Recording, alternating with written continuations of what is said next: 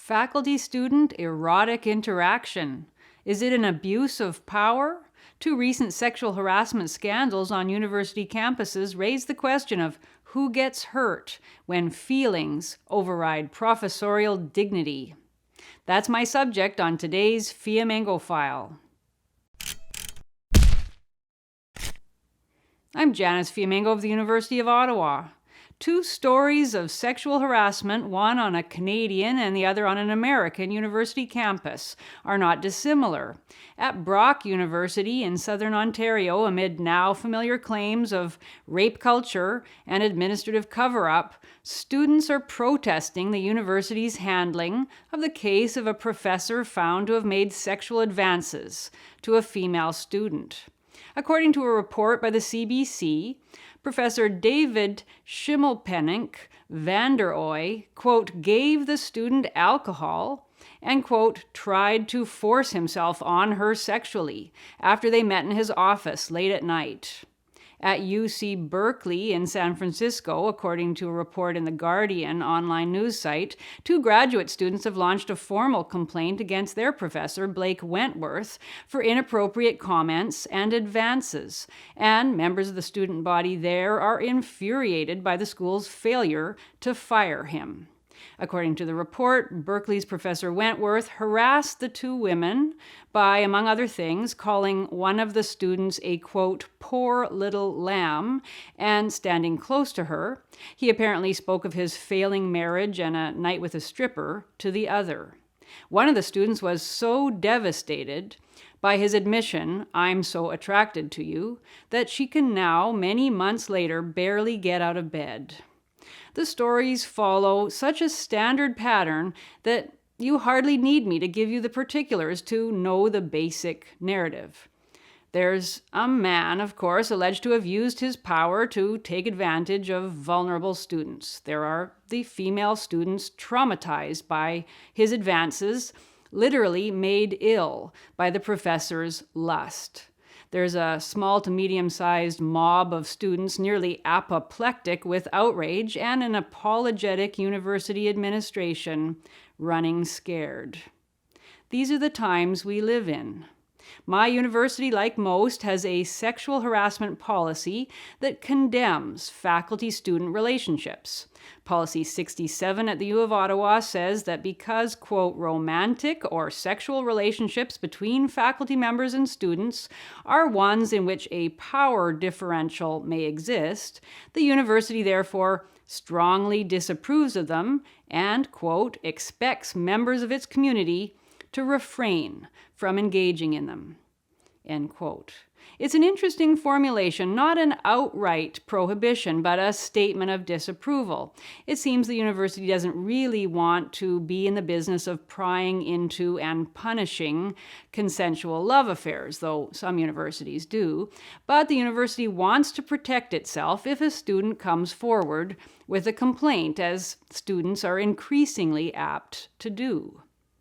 Now, it wasn't always like this. Even within living memory, professors and students were commonly involved with one another romantically and or sexually. They partied together, drank together, smoked pot together, slept together, and even married together. When I started university in the early 1980s, those days were mostly over, but some vestiges remained. 3 of my professors were married to former students, and everybody knew about the steamy student affairs of a couple of the popular male professors. Nobody, so far as I know, regarded those men as abusive or exploitative. On the contrary, they were well liked. A few years later, when I was a graduate student, one of my friends had an affair with his professor that developed into a lifelong romantic partnership. There were no university statements then about, quote, differential power relationships, though those statements were on the horizon. Most of us felt that a student who had an affair with a professor had something of an advantage over the rest of us. I doubt many of us believed that the student was thereby vulnerable to some sort of abuse of power.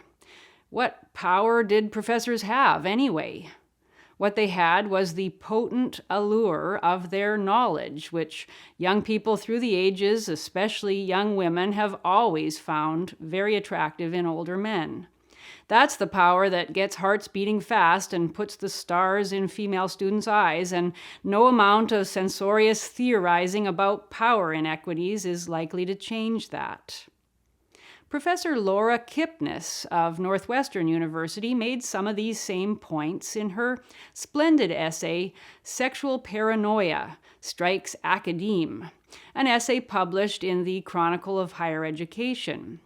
Ironically, it landed Kipnis smack in the middle of a Title IX investigation for gender discrimination when some graduate students brought a complaint against her.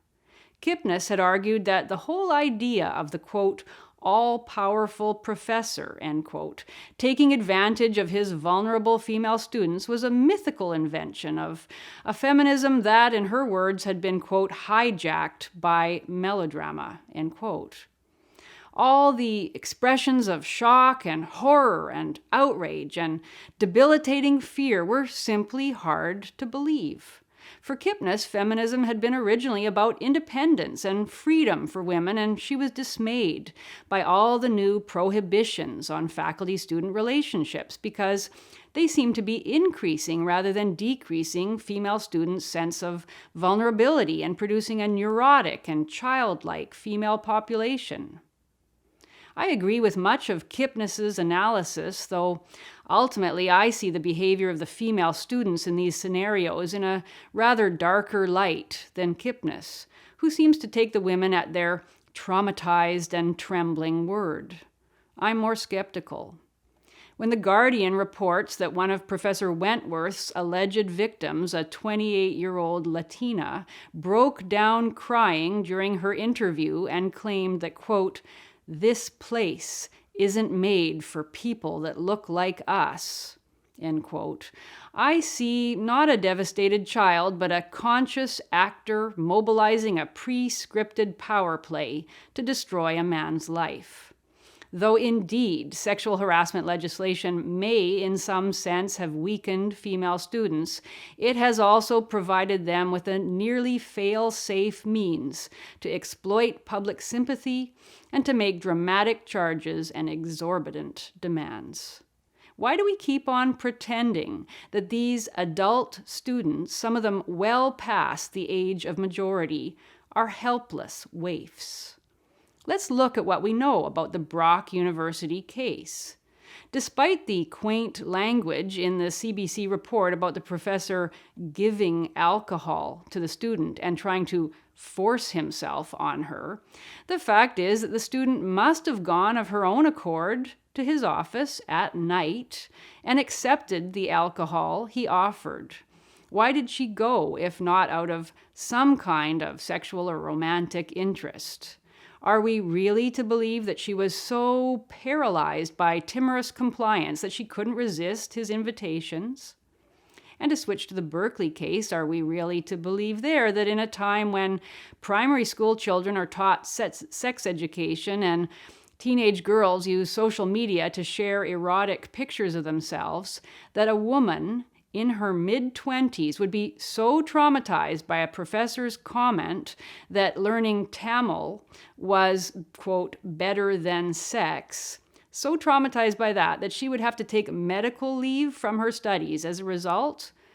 I'm sorry, it's just ridiculous. But the biggest farce of these stories is the continued pretense that professor-student relations are wrong because the professors have some kind of malignant power. What power? The two graduate students in the Berkeley case claimed that they feared retaliation if they came forward. But it isn't at all clear what form that retaliation could possibly have taken. In what way could a professor harm his student? By giving her a bad grade? Nonsense. Every student knows of academic appeal procedures. There are many avenues for redress in a case like that. So what then? Ruining her reputation? Getting her expelled from the school? Wrecking her career? Well, it's the exact opposite. These students know and have obviously acted on that knowledge that all the power is in their hands.